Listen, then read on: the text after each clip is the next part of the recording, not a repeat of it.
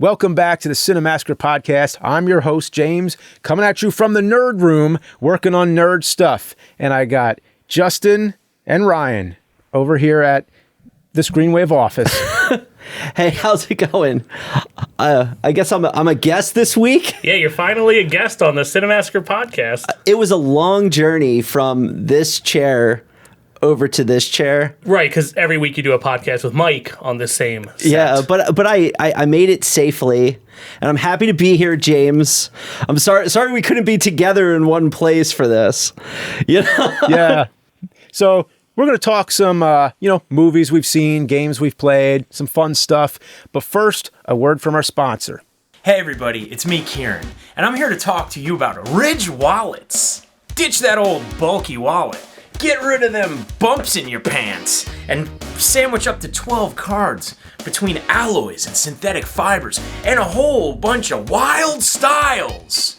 Like the tropical aluminum wallet. Say aloha to the state-of-the-art blending of high-tech metal and hibiscus flower prints.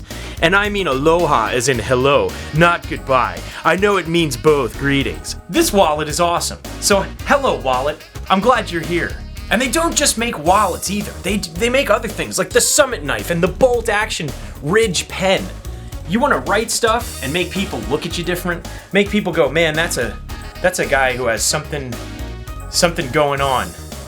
You write with this, people will go, wow! And you may be saying, Kieran, you seem to really like these products, and I do, but so do 40,000 others. It even has a lifetime warranty and a 45-day test drive.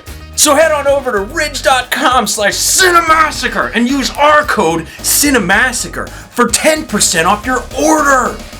Yeah! Ryan, this is the first time we've been in a video in quite a while, I think. So, yeah, why don't you tell them about, what you do and, how long you've been working with me. It's been how long now? 15? About 15 years. It has been crazy. The first video I appeared in was the CED video. Oh, yeah, that's right. And I had no intention of being in the video. You were just there. And yeah, I was sitting there. I guess I was working on the servers because at that time, I was working on the Cinemassacre website, and the servers were actually in James's basement. We've gone a long way from that, but I would come from time to time to do maintenance and look at different things and just catch up on everything that was going on with the servers and the merch and just all the different things we were doing. And James and Mike decided they were going to shoot the video about the CED. Which is a outdated video player. It's a video disc player that only existed for a few years in the early 80s. I was listening to them talk and I'm like, oh, I know what this stands for. And I couldn't help it. I'm like, it's a capacitance electronic disc. I think we mispronounced it too. I think we said I don't know. We said it the wrong way, and then you came in and corrected us. We're like, oh, cool. Well, let's have you come in and help us out. Yeah. I never know.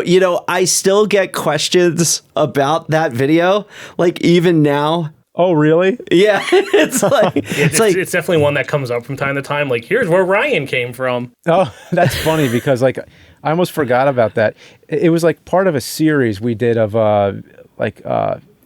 outdated media formats. Right. We did Laserdisc and 16 millimeter film and stuff like that. Yeah, you and Mike both have pretty crazy collections of outdated media formats. Yeah. I still want to get U-matic or U-matic. I haven't gotten that one yet, but it's pretty hard to find. Oh, and also, someone was telling me, someone that we work with, that people are taking Laserdisc and using a lathe to cut them so you could use your Laserdisc on a record player. Really? You know what I mean? It cuts in all the grooves like a record would have, so you can play it on with a needle and everything. So it's a Laserdisc, which clearly wouldn't work as a Laserdisc anymore. Right. But you use it for that. But the trouble is, Laserdiscs are so expensive, even the cheap, stupid ones, that no one wants the cost to do that.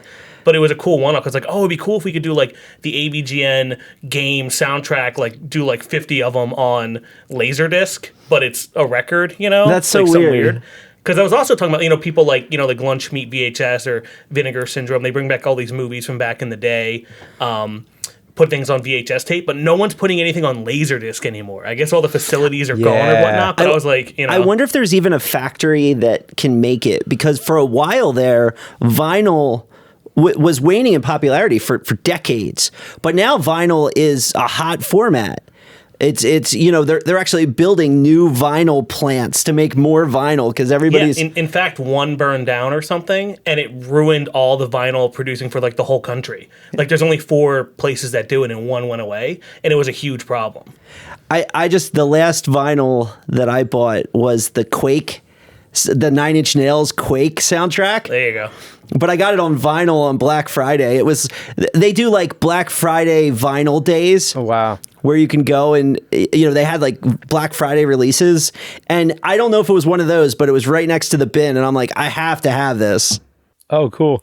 I actually bought a cassette the other day. Oh, wow. A couple of cassettes. It was, I went to this concert actually. Got to go out to a concert, pretty cool. It was a small venue in Philly. The band was Cybertronic Spree. Oh, cool. Yeah, they dress up in full Transformers costumes, and they play, everything from like the Transformers '86 soundtrack to like, all kinds of other covers by Heart, Led Zeppelin. They did like a really heavy metal version of the Mortal Kombat theme. It was awesome. It was a really great show. Yeah, I've seen them at RetroCon. RetroCon. Yeah, they're usually there. I think they were there this year, but all they did was a show, I think. Yeah. The opening artist was Essinger, who was really awesome too, and had like neo-noir kind of atmosphere. So I bought a cassette from both of them. Oh, nice. That's what made me think of it when, talking about outdated formats. Yeah. But yeah, I guess to get back on topic, we were talking about outdated media, and also you doing stuff with Cinemassacre, and we've made a lot of outdated media constantly. Right. So I guess keep going with that. You were talking about the CED. So I was working on the CED video.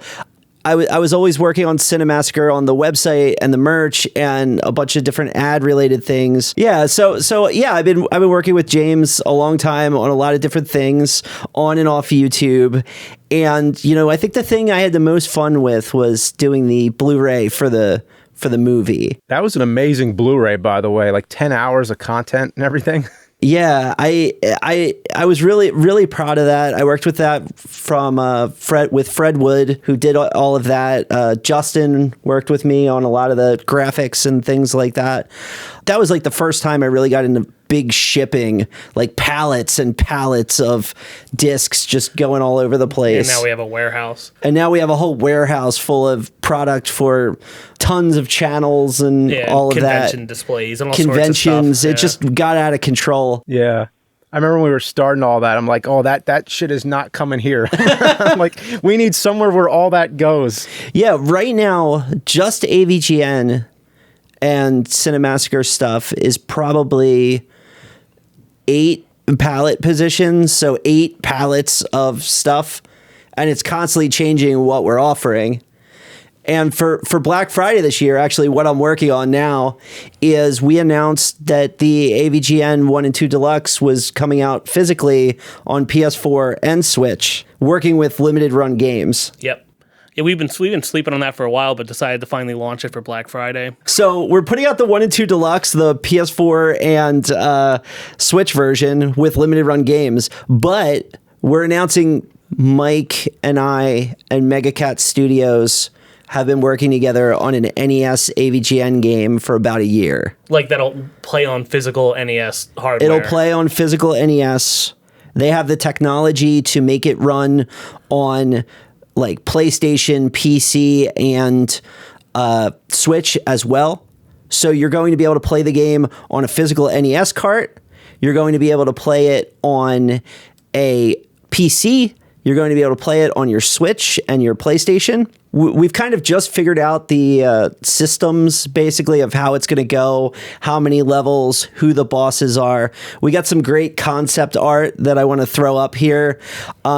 The one character I'm really proud of is we have a Grim Reaper that is in the Friday the 13th Jason colors that actually when you start the fight, he flips you off. It's a cool experience. Yeah, because Sam Beddoes is helping with that too, right? Yeah, Sam has been working on getting the control down, basically taking the control that we built in Unity for the new game and get the look and feel of the nerd down to work on an NES. Yeah. It's like a titanic effort. You think that the games that we made, the AVGN games on PlayStation and Switch are retro games, but they're really not. Well, that's kind of ironically, that's kind of the point of episode 200 for AVGN, where it's kind of like, it's actually really hard to make an NES game, and I know there's some challenges. Part one's come out, but more things will happen. Yeah, and he talks about that in it too. He talks about how there's limitations on the NES. As I know, he was the perfect guy to get for this role in the video because he knows all that stuff, like what an NES can do and what are the type of problems that can happen in it. But I'll leave it a little spoiler free there. But and I played the AVGN game on the physical cartridge. Work in progress right now, but it's looking pretty cool. Yeah, I was really happy that we got to share that and play that. Developing an NES game is so different from anything that I've ever done. There's so many limitations. There's so many things you have to think about, but it should be a really fun, like, nerd experience, something completely different. We're trying, our goal wasn't just to make an NES game, it was to make a good NES game. And those are two very, as you know, having played a lot of bad NES games, trying to make a good NES game is a major challenge. I can imagine. I would never make one myself, but I can imagine. And remember, this is an AVGN game 3, like 1 and 2 Deluxe is 1 and 2. It's kind of like a spiritual NES successor, kind of. Yeah. Like a spiritual sequel kind of thing. We are thinking about a 3. Yeah, we've had a lot of conversations about 3. We're going to get this NES one out. We're going to get it up and running. And then figure it out. And then we're figuring out 3. But, the plans we have, like with the technology for 3, it's going to be really cool when we do make it. Well, I guess before we move on, I want to talk about the limited run edition of 1 and 2 Deluxe. Okay, cool. Yeah. So Let's do that. I have the boxes right here. I'll hold them up.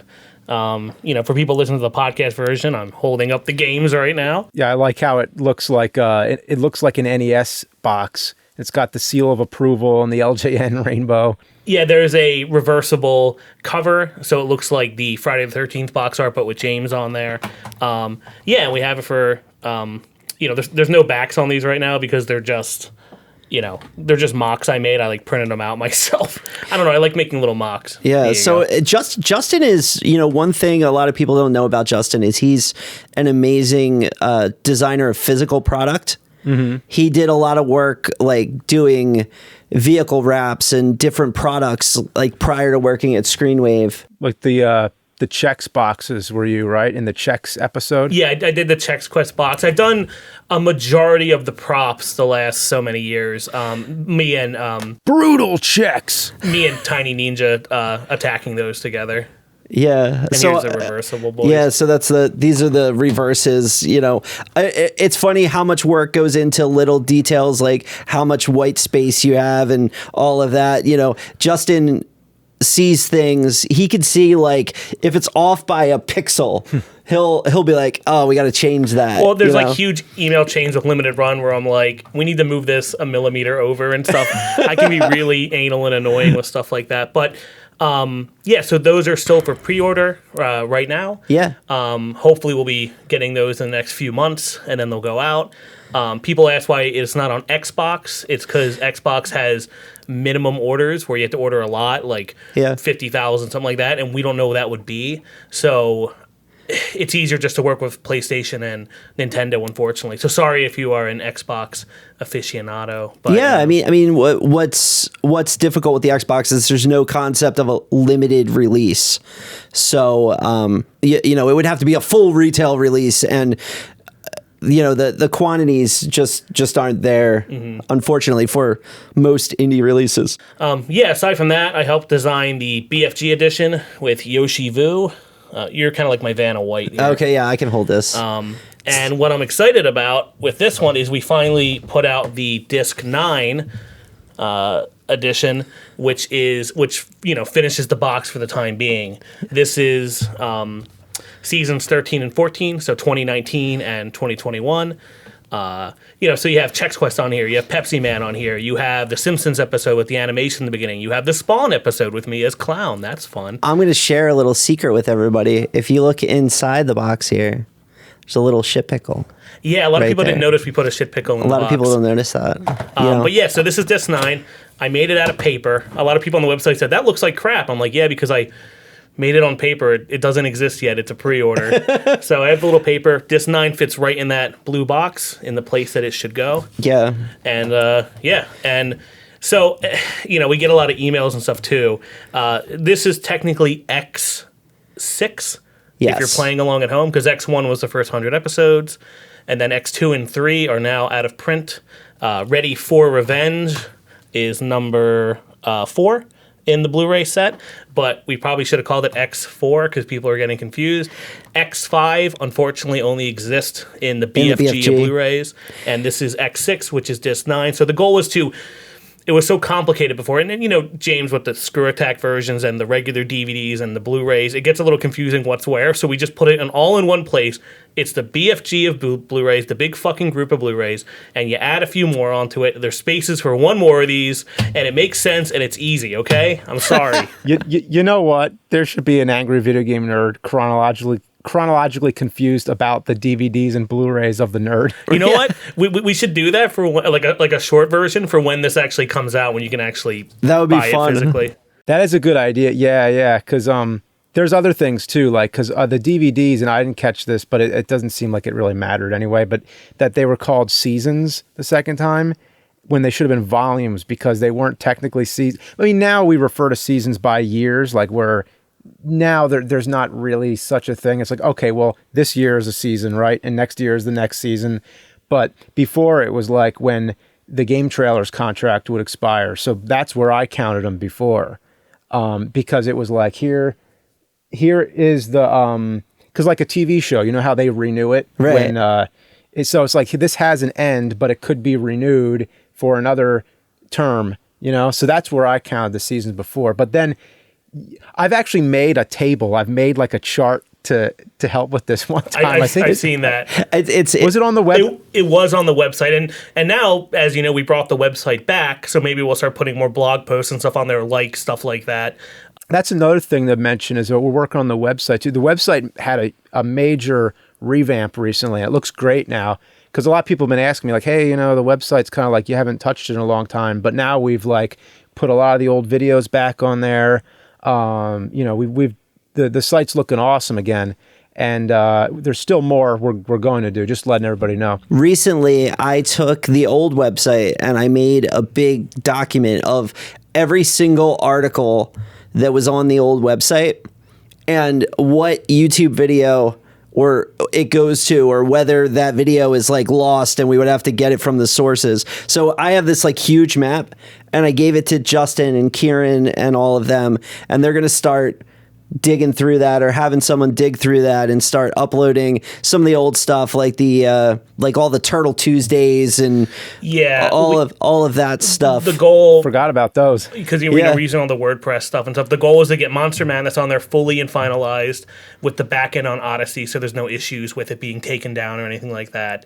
All AVGN, Board James, a lot of the shows are on there. Now we got to go back and do all the other content and all like the Rocky Jump the Park Bench and all these other old classic videos. Follow that marshmallow. Yeah, all that stuff has to get on there. Even like, small little things, have to be on there in other shows, but that takes a lot of effort because, you got to make a post for each thing. So it's going to be like a huge manual and process. it has to be on the right date, and it has to be, there's a lot that has to happen. Yeah, but it will happen. It will happen. 2021, 2022 is all about getting that back Fully. on there with the new search and all this stuff. It's going to be awesome. I'm excited to go back through Cinemassacre history of the last, decade plus and finding all the videos that we forgot about. Oh yeah. This is nice. It's an actual Cinemassacre podcast about Cinemassacre Whoa.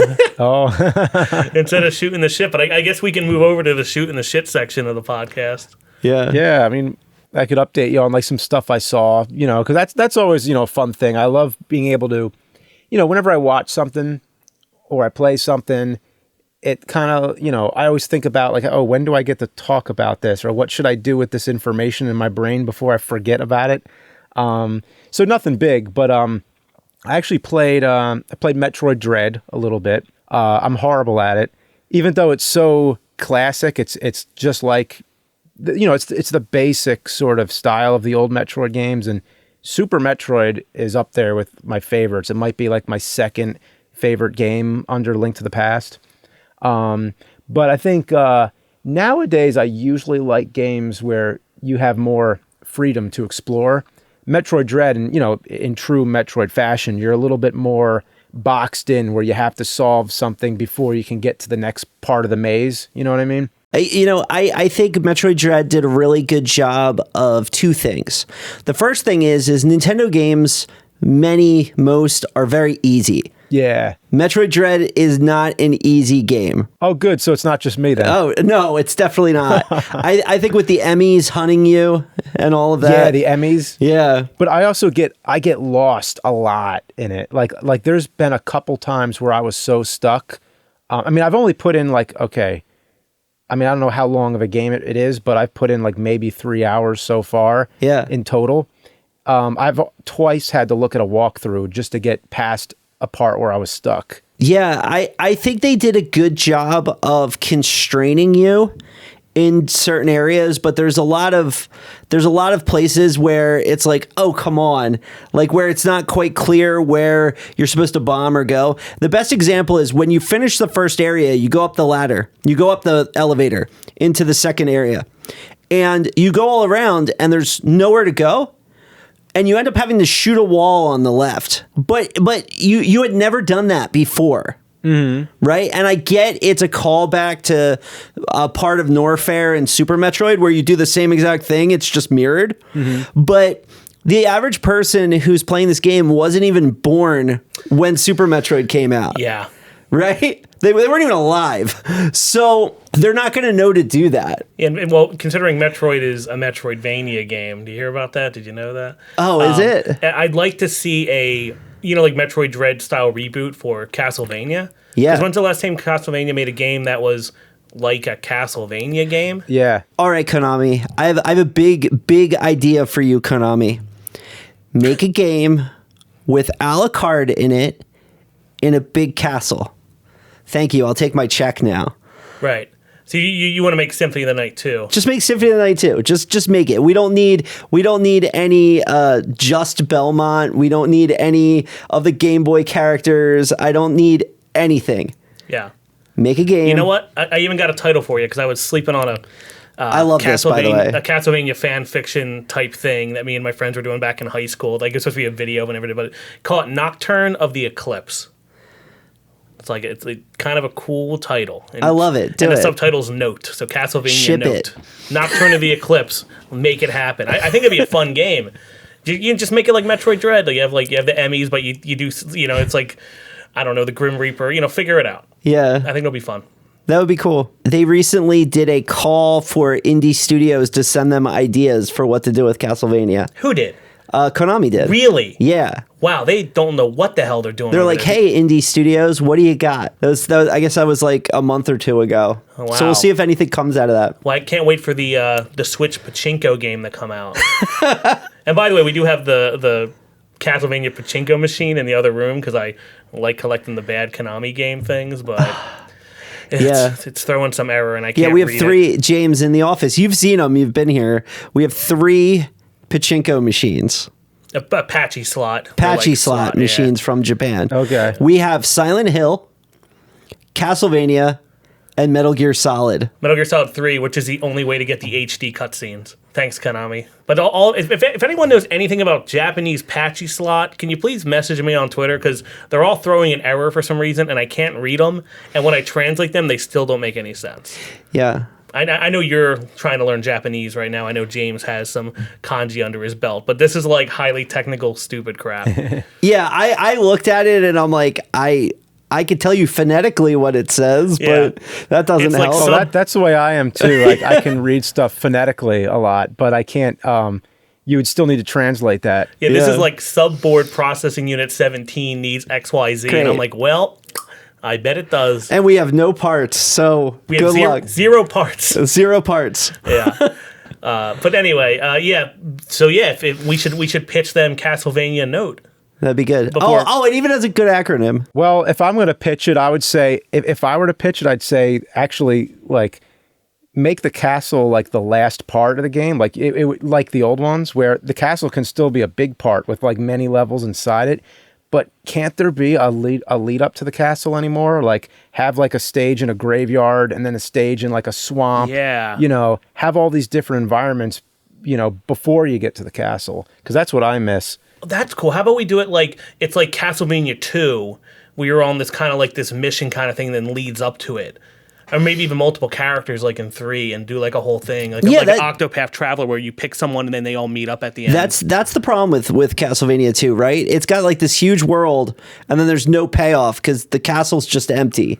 right. Imagine if you had like Castlevania 2 and it was all doing what it was doing, but then there's an actual castle that's worth a damn. Or maybe things that you did outside of it matter. Like you won't fight this boss or that depending on what you did in the real world. That'd be awesome. I don't know if like Bloodstained or anyone did any concepts like that, but I don't think so. Yeah. So there's another game I played called Donut County, and a lot of the games I play are the ones that my daughter plays. So what happens in Donut County? Well, it's the only game I know where you play as a whole. Your character is a whole. Oh yeah. Here, so you like move it around and things fall into it. It's like reverse Katamari. Yeah, and it has a feel. Like you actually kind of feel like when things fall, they don't just get sucked down. They kind of like wiggle into it, and you have to kind of move it around to like get the objects to fall. Oh, wow. And then it gets more and more complicated how you have to do all these things to clear the level. But what makes the game weird and quirky and funny is the dialogue in it. It just has this really weird, kind of witty, really offbeat sense of humor. It's really hard to explain, but yeah, it's one of the weirdest games I've played in a while. Oh, that's cool. Is that a phone game? Is it mobile? It's on well, it might be, but it's on. We play it on Switch. Oh, okay. Wow, that's cool. Donut County. I gotta try that. I have to say that I was a big fan of the Katamari games. Yeah, me where too. You roll. You get to the point where you're like rolling up the whole planet, basically. Yeah, in the solar system, yeah, all the weird stuff. Yeah. Yeah. Mind you, there's a lot of Katamari games, but the first ones definitely stand out. So in the genre of top down, picking things up. I guess these are the two standouts. Yeah, or put things in holes. Yeah. Yeah, I'd like to tell you about some movies or shows I've seen too. Not a lot lately, but there's one I watched called 8-Bit Christmas, Okay. which is basically a Christmas story, but instead of the BB gun, it's a Nintendo that he's trying to get. So this is set in the 80s. Also like a Christmas story, it's being narrated by the adult version, who's played by Neil Patrick Harris.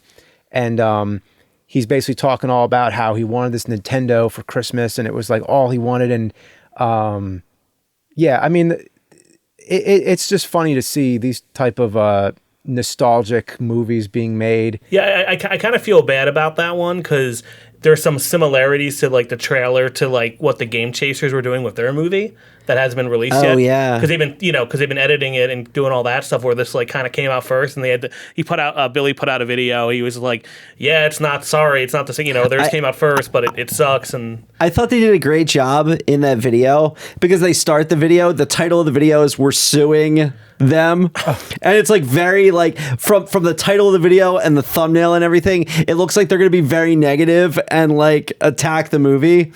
And like for the first minute, he's like very quiet, and he gets on and he's like, yeah, I hate to tell you, we're suing the production studio and all of that. And he's like, no, I'm just kidding. They're two very different movies. Yeah. But for a while there, like he had me. I'm like, oh my God. Yeah. Oh, okay. So it was all just a gag. Yeah, exactly. Yeah, because I think they're booked in January right now for the premiere. So I'm hoping I can go out to that in Texas or whatever. Oh, that would be fun. But yeah, 8-Bit Christmas looked interesting, and it's good to see Neil Patrick Harris back in it doing stuff. Because he's in the new Matrix movie that's coming out in Resurrections. So yeah, I like Neil Patrick Harris. Yeah. There's also a whole scene in there with there's this one kid who's like the rich kid in the neighborhood, and he's got all the new stuff, and he gets the power glove, and that's one of the funniest scenes because it's a lot like in The Wizard with Lucas, and he's got the power glove, but he's kicking ass with it.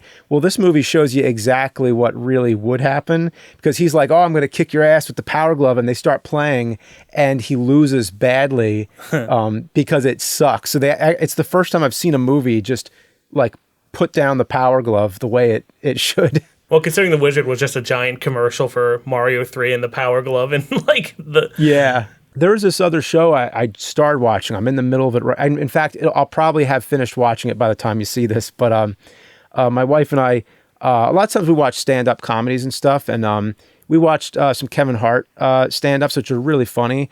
But he has this show called True Story, and it's not a comedy at all. It's like a dead serious, like Breaking Bad style, Whoa, like murder thriller suspense series. And I didn't know anything about it. We just put it on, and I'm like totally hooked from the first episode, which does not happen often with me. But I'm not going to spoil anything about it. But it's basically like your average, above average. But I mean, typical of like plot wise, it's typical to like any of those stories, which is about where it starts with a dead body and they gotta cover it up, but it gets worse and worse, and the stakes keep getting higher as it goes on. So right now, like, things are out of control, and I'm just like, I can't wait to see what happens. I love that, because I'm also watching a series that is about murder and mystery and crime and all of that. I'm really getting into Dexter: New Blood, which is like the continuation of the original Dexter show. Did either of you guys watch Dexter? I'm actually not. I mean, I know about it, but I'm not familiar with Dexter. But I know it's a big show, but I never seen it. Yeah. So the idea of Dexter is he's a serial killer, and Dexter's deal is that every serial killer has like a profile of like why they do what they do, and he kills bad people, right? So when you're watching Dexter, there's always a balance between him being a killer who kills people, but then the people he kill, like, they're criminals. They're, they do bad things. They're not the type of people, in the show, several of the people he killed were actually other serial killers, right? Yeah, it's the kind of thing where like everyone's a bad guy. Like, not like to bring up Sopranos again, but it's kind of like you're rooting for him, but you really shouldn't. So the show got to the point where it kind of had to go off the air because the stakes were just so high. And now it's been several years since it went off the air, and it's back, and it feels great. I mean, Dexter's older, obviously. His son finds out where he was hiding out in the first episode, and it's different because the original show took place in Miami, but this one takes place out in the mountains somewhere, and it's very different seeing the character in this like small town setting rather than in Miami in this like big city. But my wife and I are watching it, and it's been great to watch. It sounds like something I'd like. I think you would. Oh, cool. Did you have to start from the beginning though? There's a lot of callbacks. Probably There's helps. a lot of callbacks. This show is for people who have seen the other one, but the good news is with like streaming, if you wanted to see it, you'd find it, Well, that's a big thing now. Now you have like to bring up The Sopranos again. Now you have Many Saints of Newark. Yeah. Like a lot of shows are either getting rebooted, movies, new seasons, all that stuff. It's kind of like a renaissance for that kind of stuff. I'm sorry, other than the references, like, oh, that's Christopher's whatever, It's that's different. this guy. Many States in Newark didn't do it for me like Sopranos did. I love Sopranos. I've probably watched it 3 or 4 times all the way through. I want to see that. Many States in Newark, it's okay. It's not bad. So a lot of people told me if you like Breaking Bad, you got to check out Better Call Saul. Now a lot of people warned me it's a lot slower, but I was like, I'm fine with that. I'll check it out. And it's been a while now since I've seen it, but I caught up when like season 4 was going on, I think. So now I think it was season 5 was the last one. So I basically started watching the new ones as they were coming out. But anyway, I saw the entire series of Better Call Saul, and I hate to say, like, it did not hook me whatsoever. I mean, it had some good moments. Like, there were some really good episodes in there, but oh my God, like it's like watching paint dry. And there's even like a part in there where you're watching them paint their office. And it's this like montage of just painting the walls. I'm like, oh my God. Like I said, there is good stuff in there, but there is so much, like, it just feels like it's stretched out way too much. And Breaking Bad, Better Call Saul, not the same thing at all. I'm sorry to say. Did you watch El Camino? Oh, El Camino was great. Yeah, that was awesome. I like that. Yeah. Yeah, that's what I wanted to see. I just wanted to see what happened to Jesse afterwards, and that's what we got. And I really love the vacuum cleaner guy. Is so interesting. Like, how does he do the stuff he does? How does he erase their identities and do all that? Like, he's such a mysterious character. It's a shame the actor passed away. I think the day El Camino came out, actually. Actually, yeah, that was a shame. He was in a lot of old TV stuff and everything. Yeah. So for me lately, I haven't really been playing much. I don't think so too much. Been doing a lot of editing and podcasts and stuff, and then we're doing a bunch of shows. I watch a lot for Hack the Movies, which is filmed over there on the old rental review set. We're going to see the Matrix. It's coming out in IMAX again, the first one. Oh, I'm so excited. I said that when I saw that, the Fathom event for The Matrix, Yeah. December 7th, I sent him like a zoomed in picture of the date. I'm like, we got to go see The Matrix, man. It's going to be great. Yeah, because I just watched it because I just reviewed the first movie with Rocco from Mega 64 and Yeah. Tony, and we're going to review Revolutions as well. So I'm going to like watch all of them. Sorry. Resurrections. But I got to watch Revolutions and Reloaded and watch the whole series. Mind Yeah. you, the first one's still perfect and great, and I have no problems with it. But I've just been watching a lot of old stuff because there's so many 25th anniversaries right now. I've just been catching up on stuff. I love in the review of that you did with Tony, you talk about how it was such a formative movie for you, like from the music to like the style to like the games to like the whole thing. Yeah, because that got me into cyberpunk stuff, sci-fi, action movies, heavy metal music, because that's all over that. I was like 15. This like kind of solidified it. There's a lot of stuff with like techno and computers and hacking. Like I was like super in on the goddamn Matrix, super in. So that was a fun review to do. Yeah, I saw that movie like 3 times in theaters. I loved it. So I Yeah. can't wait to see it again. Wow, because I didn't even. Matrix was one that just. I mean, I've obviously seen it, but when it came out, I didn't even know about it. I didn't even hear about it till after like it was on, like video.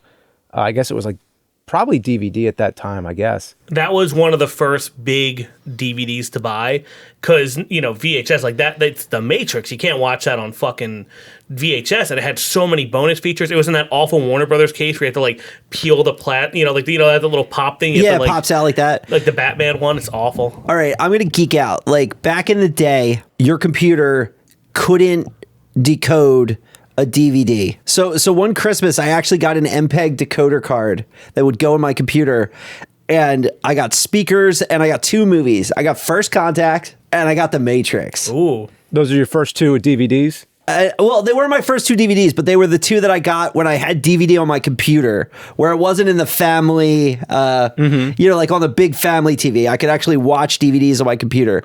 And I got First Contact and The Matrix, and listening to that Matrix soundtrack with the subwoofer and the speakers going and the 5.1 surround sound was just awesome. I loved it. You got taken on a roller coaster. Yeah. I still have that CD in my car. I think one of my first DVDs, I think, was Terminator 2. Oh, that's cool. Yeah, Terminator 2, Ghostbusters. I remember the menu had the whole like city and the Marshmallow Man's coming through it. Yeah, I think in a podcast soon we're going to talk about our favorite like movie formats and all that kind of stuff. My first DVD was a gift, and it was I'm Gonna Get You, Sucker with Jim Brown.